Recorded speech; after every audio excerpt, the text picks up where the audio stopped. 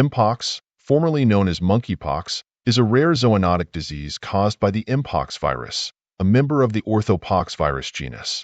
This genus also includes the variola virus, which causes smallpox.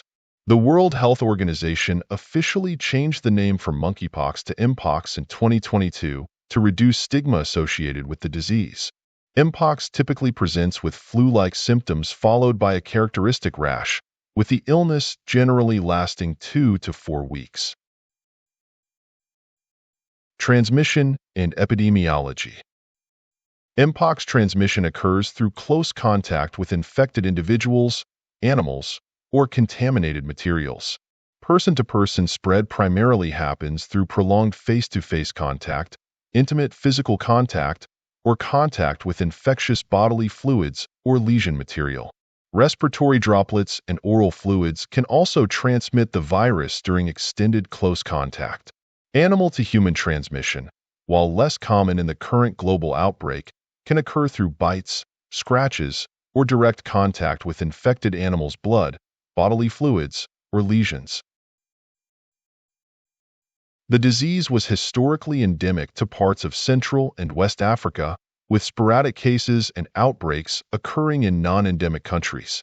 However, since 2022, there has been a significant increase in cases globally, particularly among men who have sex with men, MSM. Though it's crucial to note that anyone can contract the virus regardless of sexual orientation or practices. Clinical presentation. The incubation period for Mpox ranges from 5 to 21 days. Initial symptoms typically include fever, intense headache, lymphadenopathy, back pain, myalgia, and severe asthenia. These prodromal symptoms are usually followed by the emergence of a rash within 1 to 3 days. The rash evolves through several stages. 1. Macular, flat lesions. 2.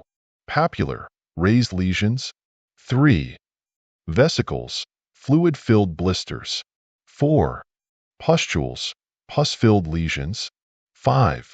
Scabs, which eventually fall off. Diagnosis and laboratory testing. Definitive diagnosis of Mpox requires laboratory testing. The gold standard is polymerase chain reaction, PCR, testing of lesion material. Healthcare providers should collect samples from multiple lesions, particularly those in different stages or on different body sites. In addition to PCR, electron microscopy and culture can be used, though these are less common. It's important to consider differential diagnoses such as chickenpox, herpes simplex, syphilis, and other poxviruses. The presence of lymphadenopathy during the prodromal stage of illness can help distinguish Mpox from these other conditions. Mpox skin lesions tend to develop simultaneously and progress through these stages uniformly. The rash often begins on the face and spreads to other parts of the body, including palms and soles. Lesions can also appear on mucous membranes, including the mouth, genitals, and anus. Treatment and management. Currently, there is no specific approved treatment for Mpox.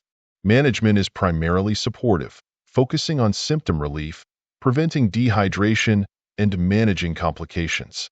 In severe cases or for high-risk patients, antiviral medications such as tecovirimat or cidofovir, originally developed for smallpox, may be considered under appropriate protocols.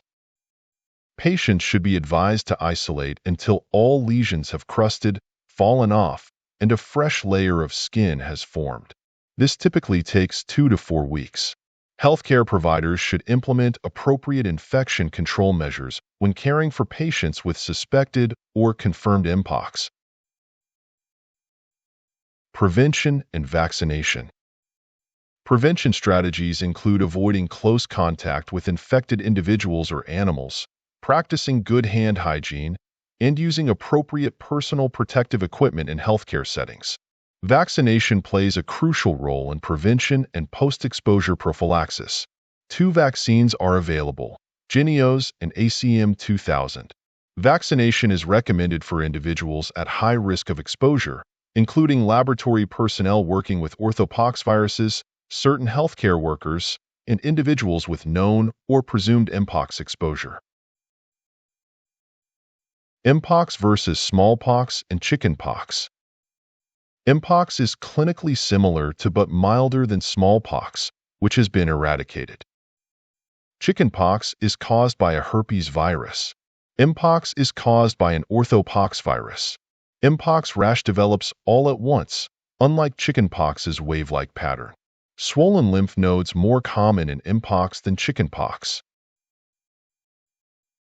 Prognosis and future directions. While Mpox is generally a self-limiting illness, it can cause significant morbidity and, rarely, mortality, particularly in immunocompromised individuals. The recent global outbreak has highlighted the need for increased awareness, surveillance, and research into this previously neglected disease. As healthcare professionals, it's crucial to stay informed about the evolving epidemiology, clinical presentation, and management strategies for Mpox. Ongoing research is needed to better understand transmission dynamics, develop targeted therapeutics, and improve vaccine strategies to control and potentially eliminate this emerging public health threat. Question 1. How does the Mpox rash development pattern differ from chickenpox? A. Mpox rash is less itchy. B. Mpox rash only appears on the face. C. Mpox rash develops all at once. D. Mpox rash is always more severe. The correct answer is C. Mpox rash develops all at once, unlike chickenpox's wave-like pattern. Question 2.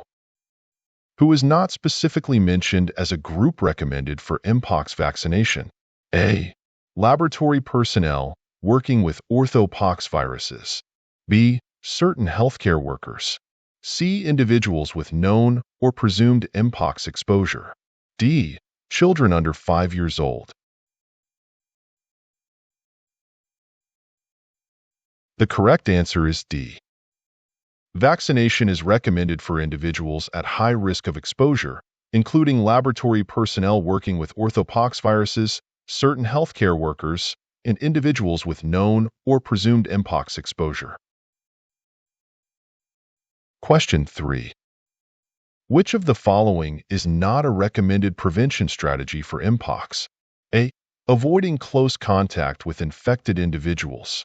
B. Practicing good hand hygiene. C. Using appropriate personal protective equipment in healthcare settings. D. Taking daily antiviral medications. The correct answer is D. Prevention strategies include avoiding close contact with infected individuals or animals, practicing good hand hygiene, and using appropriate PPE in healthcare settings.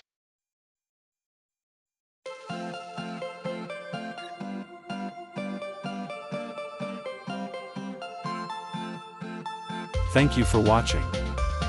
Please subscribe to our channel by clicking the subscription button. If you have any questions, feel free to leave a comment below in the comments section.